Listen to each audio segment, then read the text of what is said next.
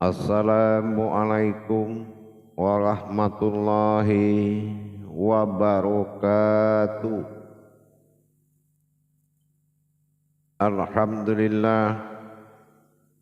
Alhamdulillahi rabbil alamin. Assalatu wassalamu ala asrafil anbiya'i wal mursalin Sayyidina wa maulana Muhammadin. Ashhadu an la ilaha illallahul malikul haqqul mubin wa ashhadu anna Muhammadan abduhu wa rasuluhu was-sadiqul wa'dal amin. Allahumma salli wa sallim wa barik wa karim ahzanul nabil karim. Ihdinil ladzi min jamalika wa innal ladzi min jalalika wa innahu min kitabika. Wa tahirin wal mujahidina amma ba'du. Ibadullah wa ittaqullah.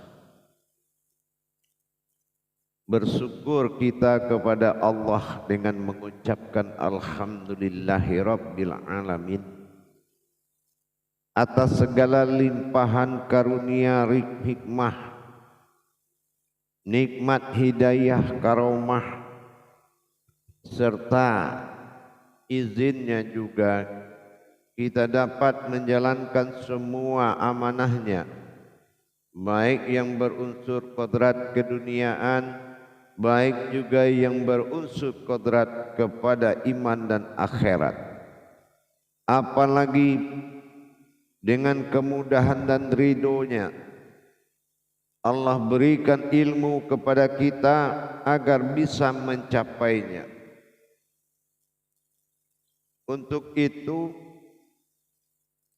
marilah sama-sama kita langgengkan, kalamkan, fadilahkan rasa syukur kita ini dengan memanjatkan salam dan salawat kita kepada junjungan kita Nabi Allah Nabiul Akhirul Zaman Rasulullah Muhammad sallallahu alaihi wasallam, dengan membacakan kalimat Allahumma sholli ala sayyidina Muhammad wa ala alihi sayyidina Muhammad.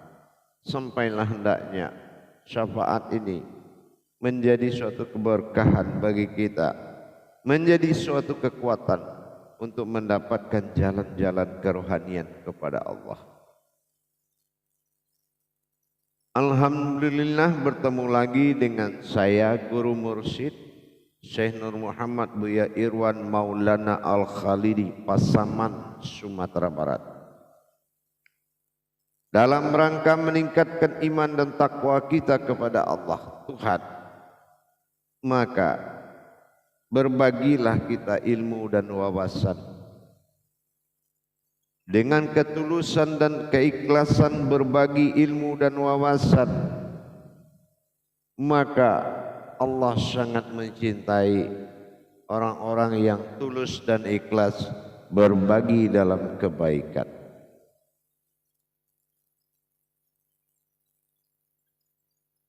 Dalam makom majelis zikir Ma'rifatullah Indonesia, dalam naungan Yayasan Islam Hidayatul Mubarakah, terutama dalam tayangan syiar kita sebagai wasilah syiar Allah kepada umat, tentunya dengan memiliki wadah YouTube Buya Pasaman Timur sebagai suatu sarana syiar menuju umat yang tidak terjangkau oleh berita, tidak terjangkau oleh syiar.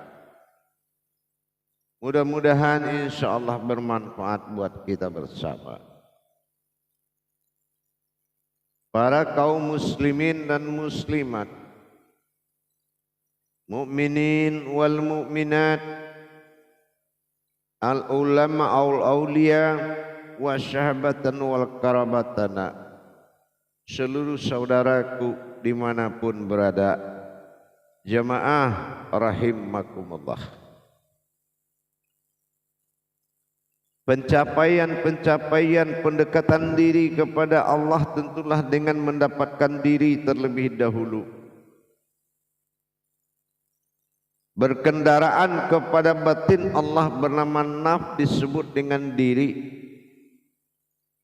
Tentulah kita harus mencapai makom-makom yang membuat tercapainya kandungan ma'rifat kepada Allah.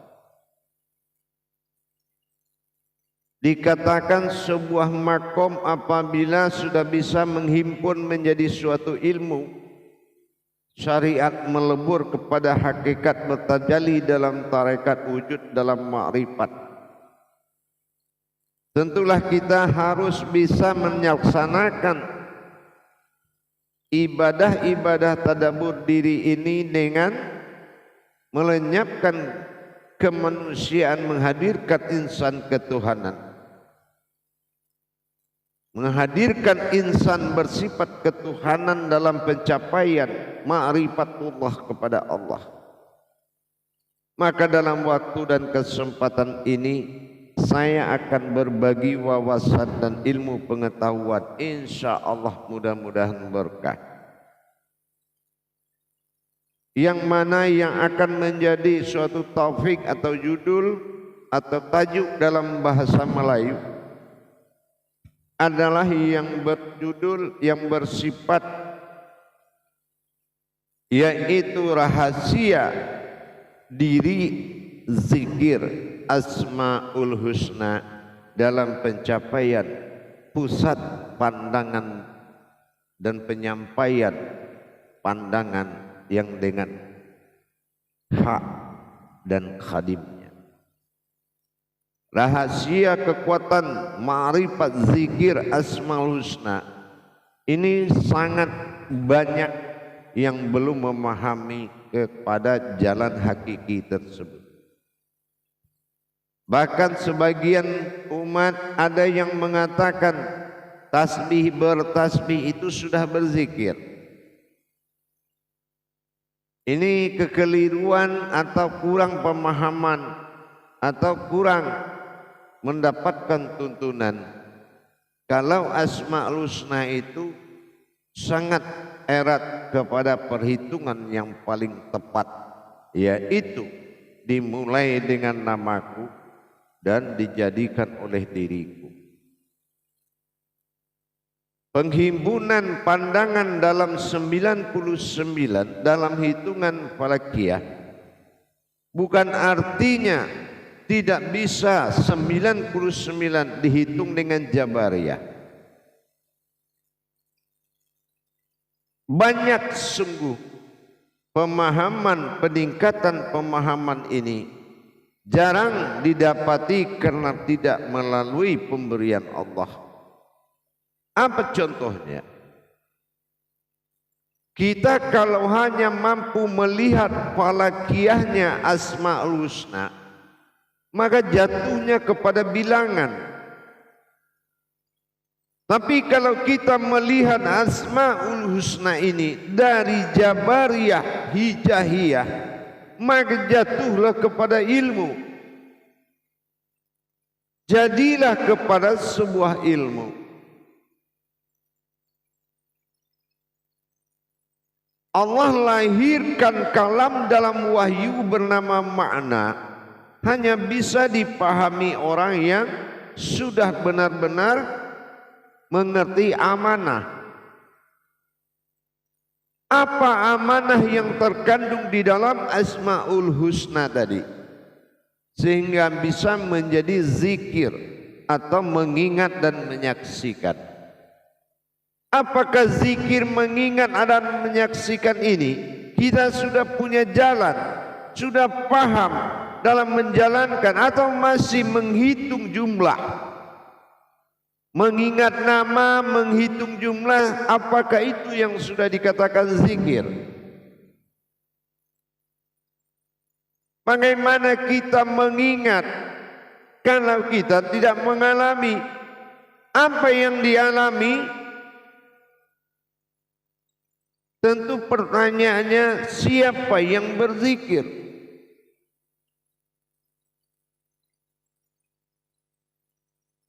Kalau zikirnya kita tahu, bagaimana menjalankan apa yang diingat dari 99 nama? Apa memang nama itu yang diingat? Ini adalah zahir dan batinnya Allah Asmaul Husna. Apakah yang ke-100-nya sudah berdiri sebuah diri yang tidak bernama, yaitu diri zahir dan batinnya, yang akan terhimpun menjadi kodrat yang mengingat. Apa yang ingatnya? Apa yang ingin kita ingat?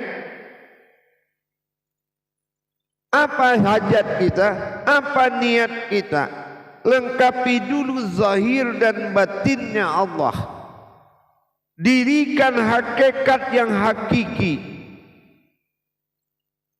Mana diri yang terhimpun menjadi hakikat dan mana diri yang berkodrat sebagai hakikinya.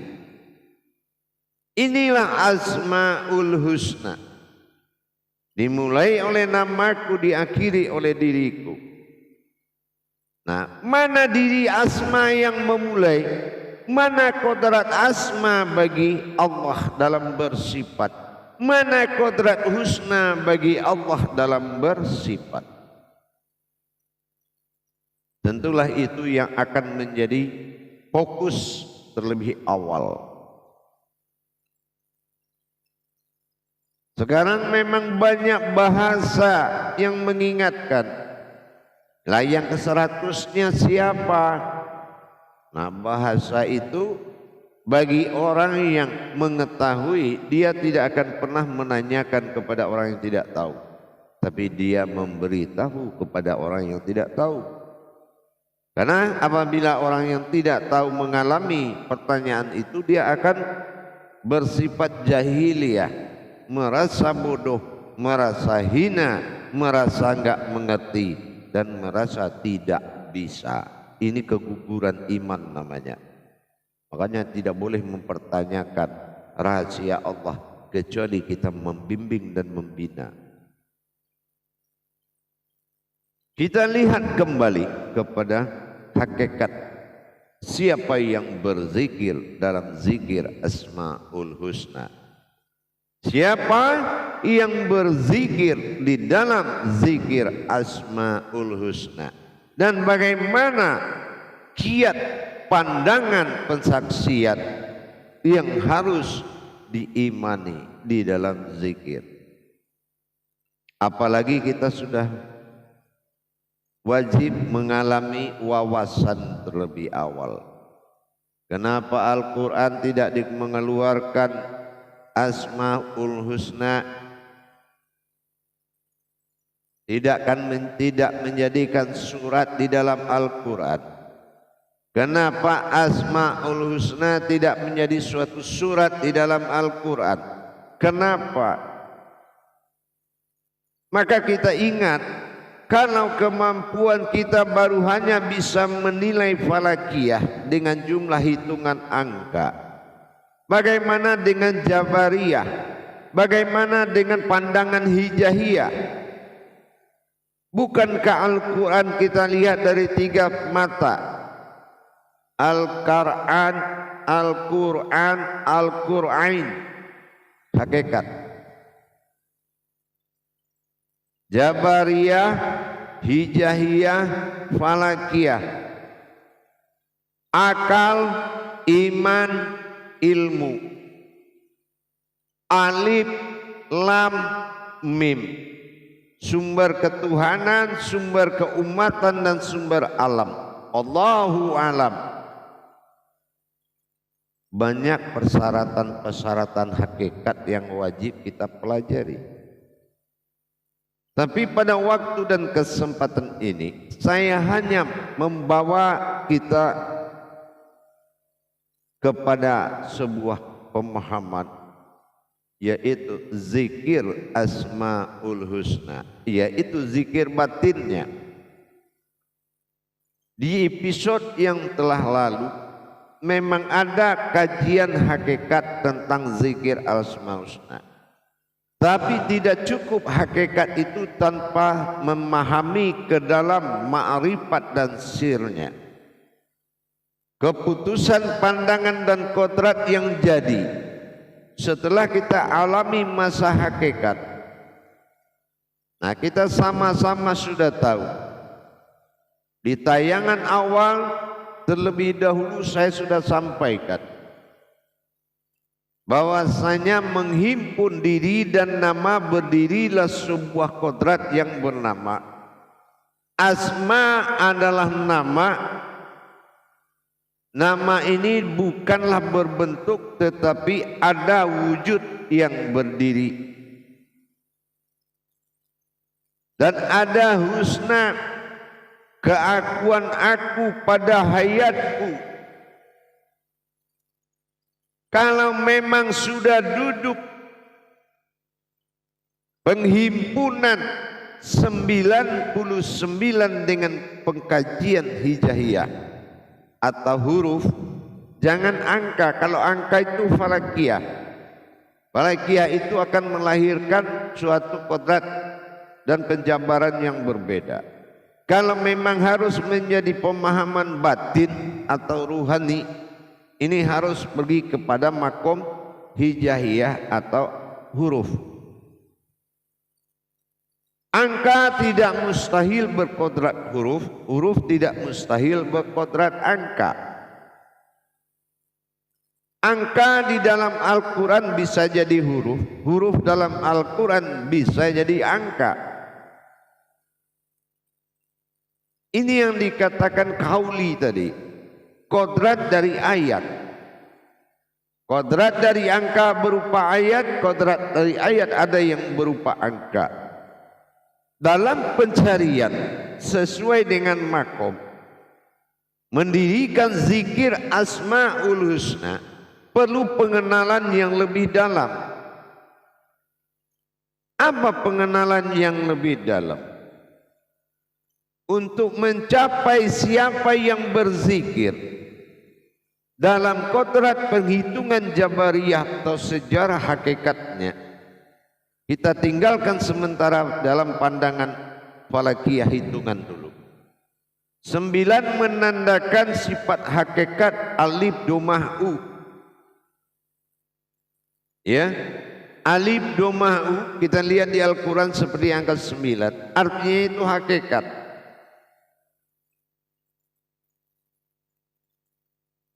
Maknanya mendirikan hakikat zahir bagi Allah dan hakikinya Allah pada diri.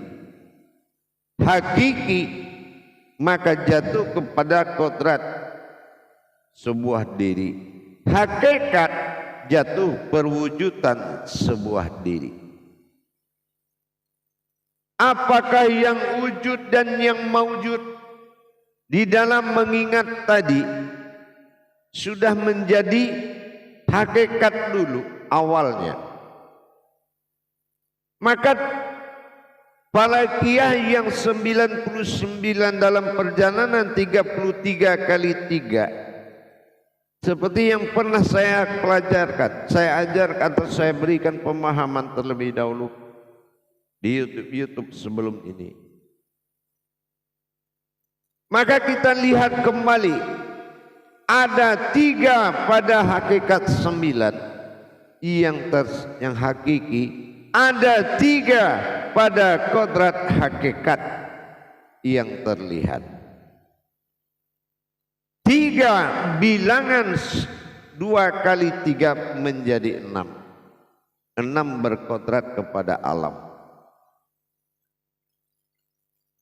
Maka dikatakan 33 dalam keberangkatan alif, pertama 33 dalam perangkatan lam, dan 33 dalam pemberangkatan mim. Artinya berdirinya Allahu alam, alamnya Allah, sebuah alam berwujud Allah. Dia ada hadir dalam pandangan batin. Innaka wa ya latif kun fayakun. 9 hakikat pertama disebut hakiki, jatuh kepada kun, wujud, ada. Fayakun, maujud, inilah yang dikatakan terjadi, ada. Tapi bagaimana kita bisa membuktikan, menghadirkan yang akan berzikir atau yang akan mengingat tadi? Kita lihat, kalau ada kata kun, berarti alifnya tidak terlihat, jatuhnya ada domah yang menggantikan sir atau rahasia. Tapi karena bertajali pada qalbi sebuah maujudnya, fa'ya, fa batin ya qalbi, kun yang kedua adalah waw, ada waw di situ. Nah, ini menandakan dia. Jadi aku maka jadilah dia. Ini diselesaikan dulu 33 kali 3 dalam falakiyah. Tetapi yang diwujudkan oleh falakiyah adalah jabariyah, hakikat pada zahir dan hakikat pada batin. Hakikat pada zahir duduk selesai, namanya asma. Hakikat pada batin hakiki namanya. Ini adalah wujud yang hayat dalam jasad asma tadi. Maka dikatakan innaka wa ya latif, artinya wahau ya kalbi, la bangkit toh batin atau rahasia. Maka bagaimana kita membangkitkan dengan lemah lembut sehingga nyatalah yang memegang tasbih itu berdirinya diri yang hakikat, bersembunyilah diri hakiki di dalam tubuh hakikat. Dengan demikian masuklah masa hening, masa wukuf, terdiam, berangkatlah, berubahlah kodratnya diri, dinamakan diri main atau diri pandang, yaitu disebut dengan ainul basitah. Ainul basitah, diri pandang semata, bukan mata yang memandang tapi diri yang memandang. Ainul sabitah. Apa yang dia pandang? Dia memandang apa yang kita pandang. Pengantaran kepada dua kodrat tadi, disinilah mata batin melihat, menyaksikan wujud ainun basitah, menyaksikan asmaul husna, zahir dan batin Allah sedang menuju tajalli apa yang diniatkan oleh hajat sebuah umat, hajat seorang umat, baik hajatnya itu tajalli Allah, tajalli syirullah, tajalli sifat fizat, tajalli asma, tajalli hajat, tajalli syariat, hakikat, hakikat, marifat, terserah sesuai makom ibadahnya. Tapi kalau yang memegang tasbih itu masih kita berkodrat umat, memang kita asmaul husna apa?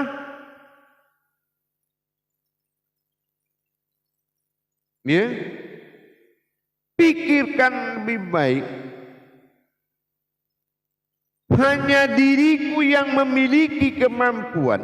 La haula wala quwata illa billah.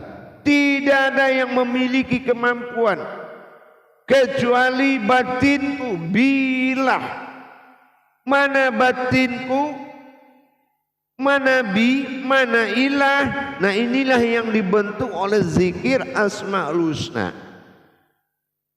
Telah sempurna bergabungnya 33 kali 3 menjadi zahir dan batinnya Allah menjadi sebuah wujud diri.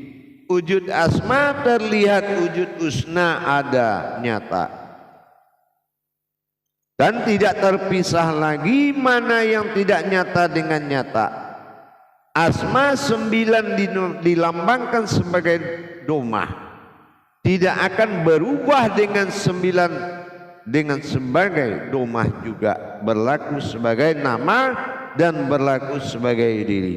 Tapi sudah menyatu dalam kun fayakun. Tidak lagi kita memisahkan dalam pandangan. Melihat zahir itu zahir, melihat batin itu batin. Tetapi melihat zahir itu batin, melihat batin itu zahir. Pandangan sudah satu jalan yang memakai keimanan yang tinggi. Hadirin dan hadirat rahimakumullah.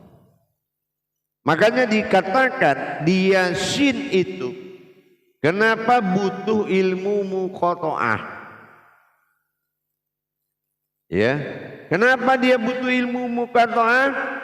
Karena 3 perkara tadi.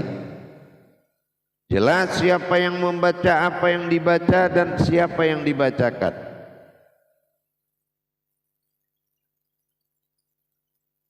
Karena ada hakiki yang bersembunyi di dalam hakikat. Kalau kembali kepada wujud yang satu, kita lihat apakah nanti sinnya bertitik 3 atau lurus garis atau tajali.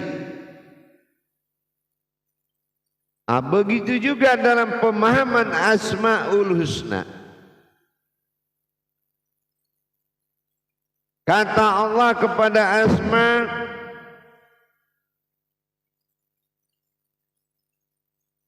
Yasin wal Qur'anil Hakim.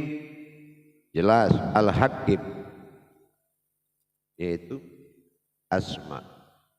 Innaka laminal mursalin.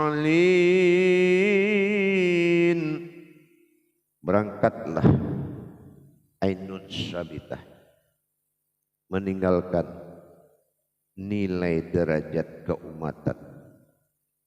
Karena tidak ada perbedaan zahir dengan batin lagi. Bukan zahir tinggal, batin berangkat. Tapi yang ditinggalkan adalah sebuah maujud Allah bernama Mu'ad yang bertingkah berwujud umat. Hak-hak dari 4 takbir itu sudah menghentikan keumatannya. Maka yang di akhirat bukanlah umat, tapi adalah hamba yang memiliki akhirat.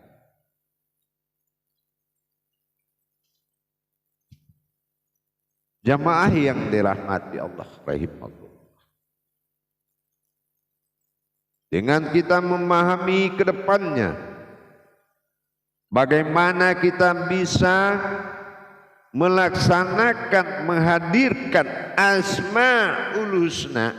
Di dalam nama itu ada diri dan berdirilah sebuah nama dan nama itu adalah diri. Tentunya dengan kita mempelajari dengan seksama bagaimana kita mendirikan Asmaul Husna itu terlebih dahulu. Bersifat dia dengan 98 dalam makom satu zat berasma Allah. Satu bersifat zat yang 98 bersifat dengan namanya sifat. Jadi dengan demikian para hadirin dan jamaah, kun fayakun innaka wayatalaw. Kun fayakun. Bagaimana menghadirkan dengan lemah lembut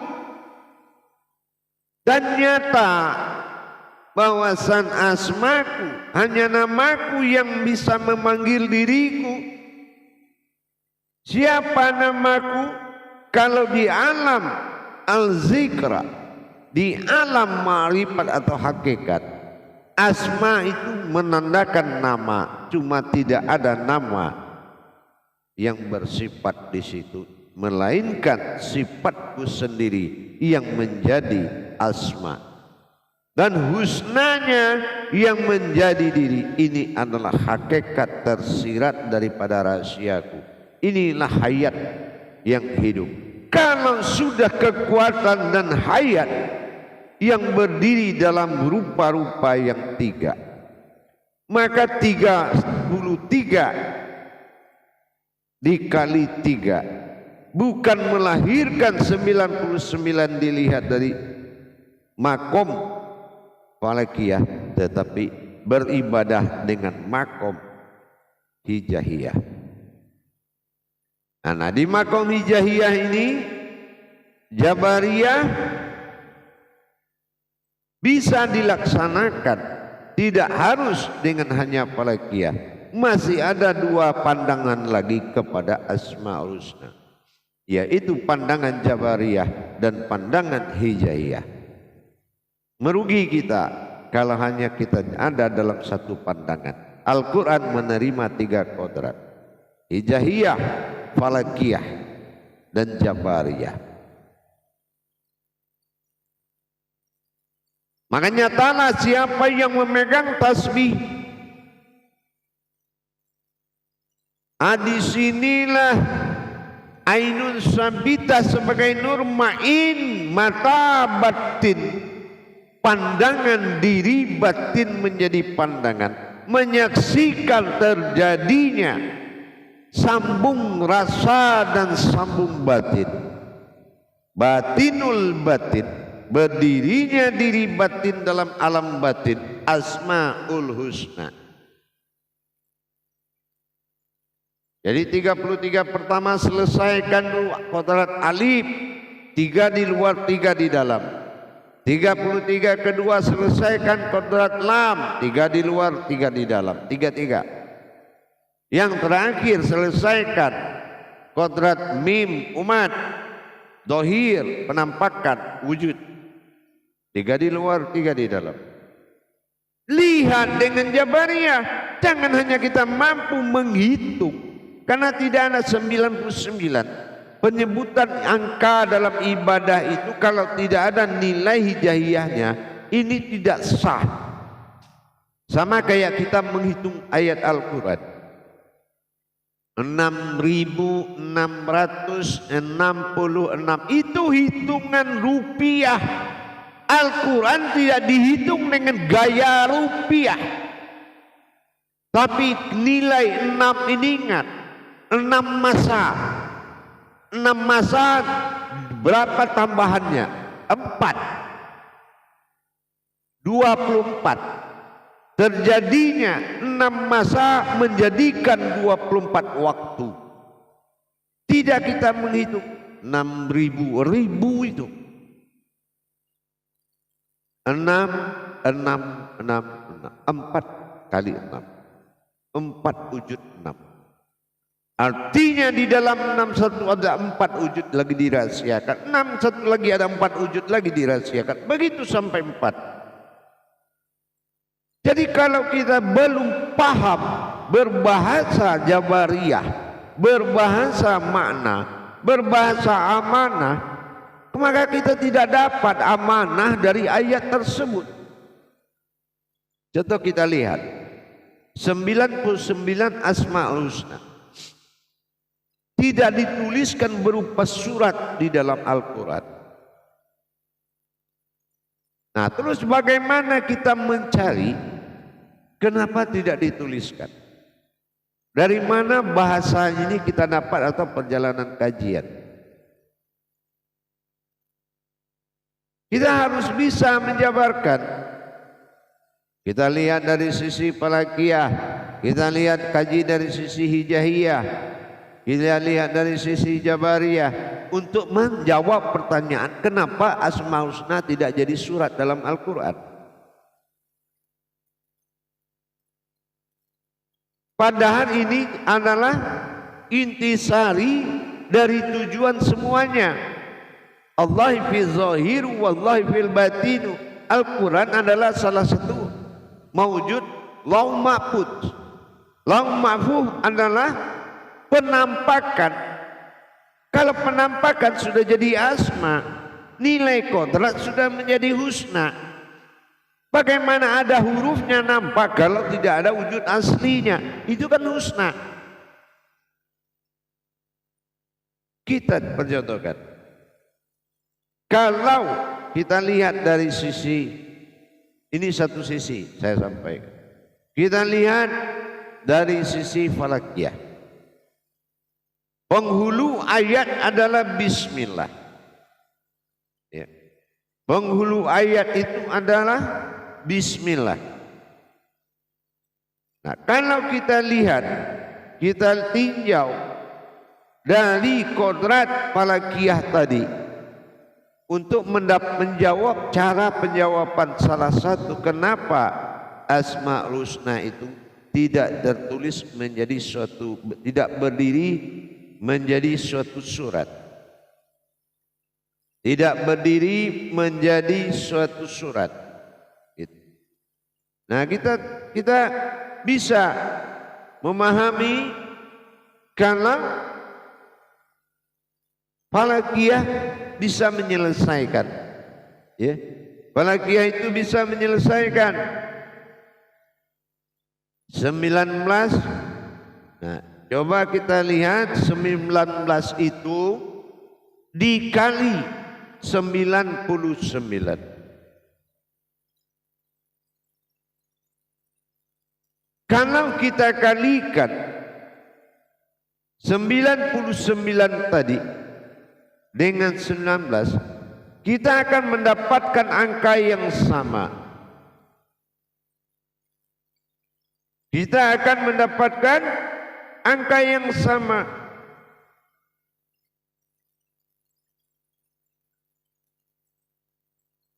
Yaitu angka 1 dengan angka 8, angka 1 dengan angka 8, angka 1, angka 8, angka 8, angka 1.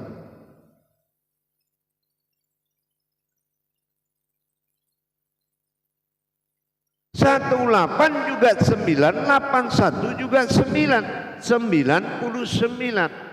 Berarti perhitungan Al-Quran ada dalam Asmaul Husna. Hakikat surat, hakikat tersirat. Ini kodrat. Kalau kodrat, wujud Al-Quran karena diri bilangannya jatuh menjadi diri. Kenapa jatuh menjadi diri? Karena ada Allahu alam, bersifat batin. Nah, kalau batin apa? Kalau batin, batinul abdi, setiap batin kodratnya umat. Makanya 19, 1 sampai 9 alam. Ya, itu umat. Pencapaiannya di situ. Al-Quran, am yang tohir, betul? Am ta'alaihim, am dohir, arti asma, husna, asma, am. Berarti dohir dan batin Al-Quran itu adalah hakikat dirinya Allah yang berwujud diri. Hakikat, ingat hakikat, bukan Allah berupa diri, tapi hakikat Allah berwujud diri. Maka dikatakan hakikat Allah dan Muhammad adalah kodratnya Al-Quran, zahir dan batinnya, surat dan tersiratnya.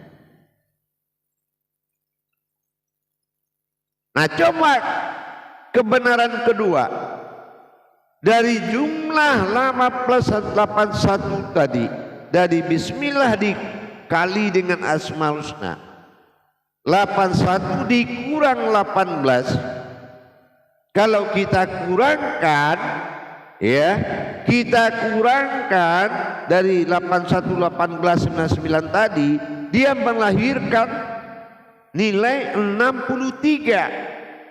63 tutup usianya Rasulullah Sallallahu Alaihi Wasallam.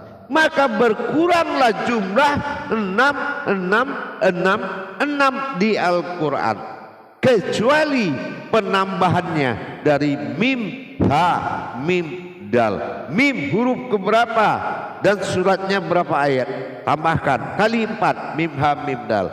Pertemukan lagi, akan cukup menjadi 666. Itu pembuktian dengan adanya 81 kurang 18. Maka hijrahlah Rasulullah, meninggalkan Al-Quran menjadi wahyunya Allah. Itulah syafaat. Arti meninggalkan kitab dalam wujud keumatan, dohirnya Muhammad berupa-rupa pada Adam. Dan khadim azali Rasulullah Muhammad, khadim azali adalah menjadi asal usulnya diri. Alhamdulillah.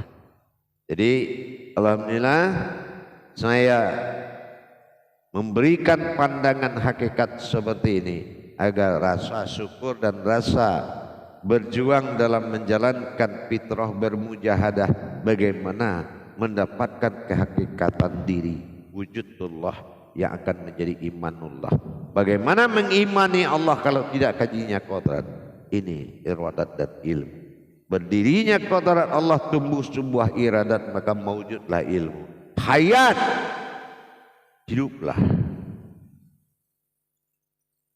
Maka dengan demikian kemudahan-kemudahan untuk mencapai insya Allah. Jangan nanti kita zikir Asmaul Husna malah menghitung jumlahnya. Bukan, zikir mengingat bukan menghitung. Menghitung itu namanya bertasbih, berucap. Dia akan menjadi amaliyah kalau dia diucapkan. Allah, Rahman, Rahim, itu namanya amaliyah, jatuhnya tasbih. Ya. Tapi kalau menjadi hukum zikr, ibadah mengingat, maka dia adalah menjadi suatu pensaksian. Saksikan dululah dua kodrat ini berdiri menjadi suatu diri yang bernama, maka barulah duduklah diri yang bernama ini. Asmaul Husna ini yang akan menuju apa makom yang akan kita jalankan sebagai iradah, sebagai zat yang berdoa, sebagai uluhiyah, sebagai batinnya Allah yang berkehendak. Insya Allah Allah tidak pernah menolak doa seorang kekasih. Artinya bagian dari dia. Kalau kamu hanya sebagai umat penyembah, maka kodratmu adalah iman, nilaimu iman. Tapi kalau kamu adalah sebuah kodrat yang bertuhan, nilainya ilmu, martabatnya jauh luar biasa. Barakallahu ya Karim, ya Rahman, ya Rahim. Bagi yang ingin mendapatkan tuntunan bagaimana bermujahadah kepada Allah, bagaimana memperjuangkan diri dan memperjalankan diri kepada Allah, mendapatkan tuntunan dan bimbingan, silakan menghubungi nomor telepon saya langsung, Guru Mursyid Syekh Nur Muhammad Buya Irwan Maulana Al-Khalidi, 081398337904. Langkahkanlah niatmu dengan hati yang butuh kepada Tuhan. Insya Allah, mari kita sama-sama belajar. Mari kita sama-sama belajar. Insya Allah, Allah akan ijabah bagi orang yang mencari. Bukan orang yang ingin tahu, bukan orang yang ingin hebat.